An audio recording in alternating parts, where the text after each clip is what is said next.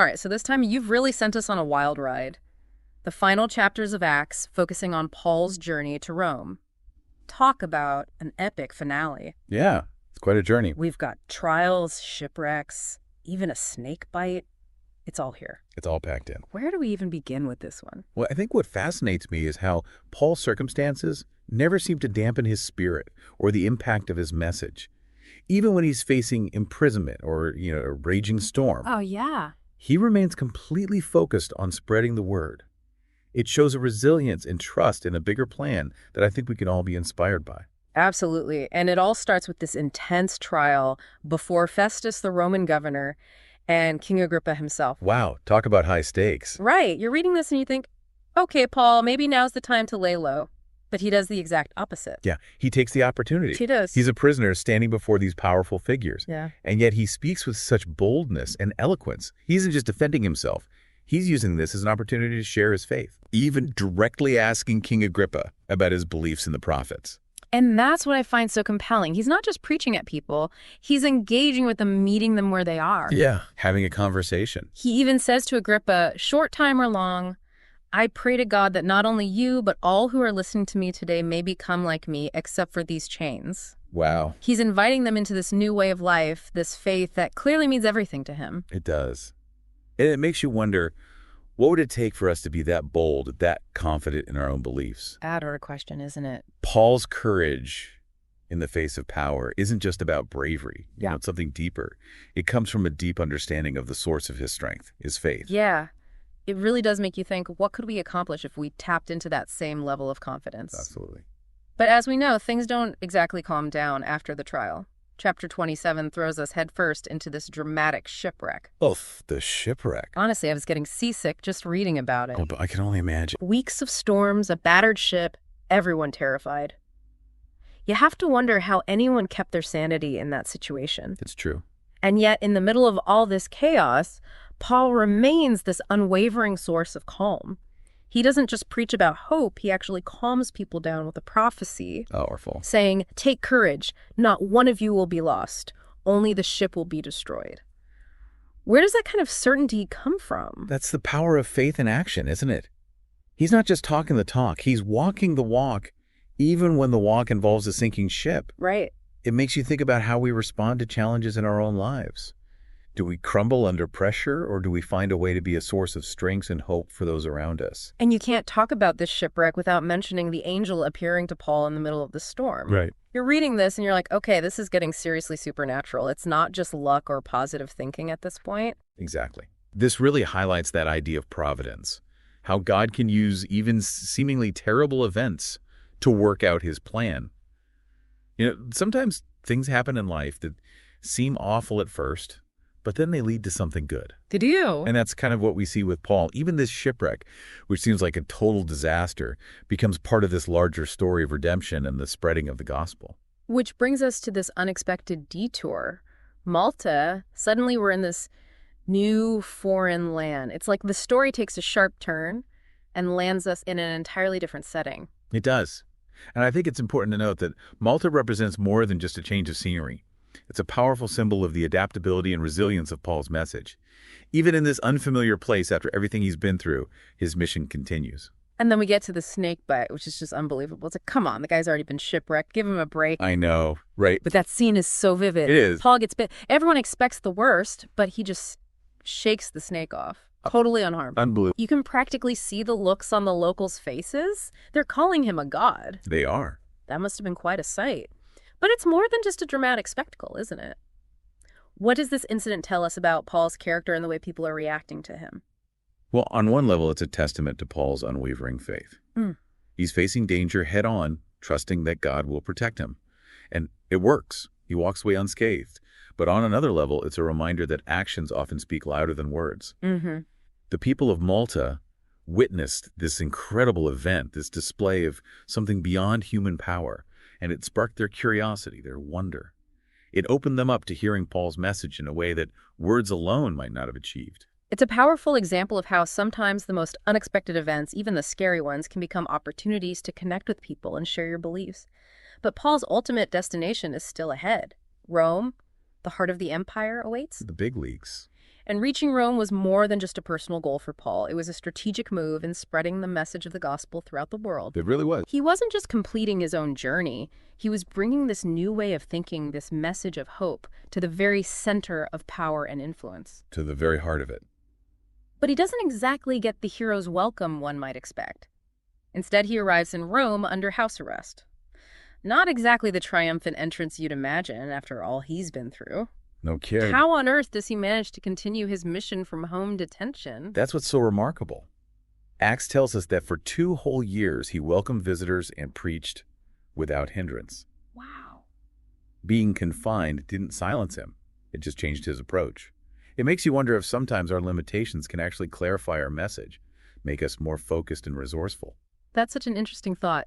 Maybe those limitations, the things we perceive as holding us back, can actually become the very thing that propels us forward, helps us connect with people in new and unexpected ways. Paul certainly didn't let his circumstances define him or limit his impact. He did not. And that's a powerful lesson for us. It's not about waiting for the perfect conditions or for all the obstacles to disappear. It's about embracing where we are using whatever resources we have and trusting that God can work through us, even in the midst of limitations. It's about recognizing that sometimes our greatest impact can come from the most unexpected places. And Paul's story is a testament to that. Absolutely. And it's just the beginning of what we can learn from these final chapters. Definitely a lot more to unpack there. Yeah. But for now, we'll leave it there. Sounds good. We'll pick this up again next week and see where this journey takes us. Looking forward to it. All right, thanks for joining us. Until next time, keep seeking, keep exploring, and keep trusting in the power of the story that unfolds. Awesome. Take care. See ya. Bye. So it's amazing to think that even under house arrest in Rome, Paul continued to make a difference. It kind of flips the script on what we think of as limitations, doesn't it? It really does. Yeah. Imagine this Paul confined to a house, and yet the gospel is spreading outward from that very place. He's reaching people he might never have encountered otherwise. Right. His limitation becomes this unexpected opportunity. It's like the gospel is a river and even a dam can't stop it. It just finds new ways to flow. I like that. That's a good analogy. Yeah. When I think about all the things we've unpacked so far, the trial, the shipwreck, the snake bite, the house arrest, it paints this picture of a life that's anything but predictable. But Paul never seems to lose sight of his mission. He doesn't get bogged down by the circumstances. What's remarkable is that he doesn't just endure these challenges. He leverages them. It's as if he understands that the obstacles themselves can become part of the message. And that's such a powerful takeaway for us, isn't it? I mean, think about your own life. What shipwrecks have you experienced? What things have felt like setbacks? What if those limitations are actually setting you up for something even greater? Absolutely. It's a shift in perspective, isn't it? From seeing limitations as roadblocks to seeing them as opportunities, even invitations to step out in faith and share our beliefs in new ways. Exactly. And speaking of stepping out in faith, we can't forget that Paul's final destination, Rome, wasn't just some random city. It was the heart of the Roman Empire, the epicenter of power and influence. The big leagues. Reaching Rome wasn't just about Paul checking off a box on his travel itinerary. It was about bringing the message of the gospel to the very core of the known world. Right. Planting a seed in the most influential place imaginable. Exactly. And the fact that he does this while under house arrest makes it even more incredible. You'd think that being confined would limit his reach, but it seems to have done the opposite for 2 years. He welcomed visitors, preached, and shared his faith without hindrance, as the book of Acts tells us. It's powerful. There's a profound lesson there, I think.